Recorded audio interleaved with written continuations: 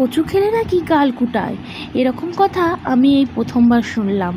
তো আমি তো এই প্রথমবারই খাচ্ছি কচু, তো জানি না, আমি এর আগে মানে কচু খেয়ে দেখিনি যে কচু খেলে নাকি গাল কুটায়। তো যাই হোক, আমি আজকে করে খেয়ে দেখবো কচু খেলে নাকি গাল কুটায় নাকি। তো হ্যালো বন্ধুরা, কেমন আছো তোমরা? আশা করছি ভালো আছো, আর আমিও খুব ভালো আছি। তো ঝড় বৃষ্টি থেমে গেছে, আর এখন হয়েছে রোদ, মানে ওয়েদারটা চকচকে বেশ, মানে রোদ ঝলমল আকাশ, খুবই ভালো লাগছে। আর কচু কিন্তু জলের দিনকেই তুলে দিয়ে গেছে আমাকে, দুদিন এখন ছিল কচুটা। এই কচু খেলে নাকি গাল কুটায়, তো তোমরা কমেন্টে জানিও তো এই কচু খেলে নাকি গাল কুটায় নাকি। তো যাই হোক, আমার খেতে মানে তোমরা কমেন্ট করতে করতে আমার কিন্তু খাওয়া হয়ে যাবে, তখন আমি বুঝতেই পারবো গাল মানে কোটায় নাকি।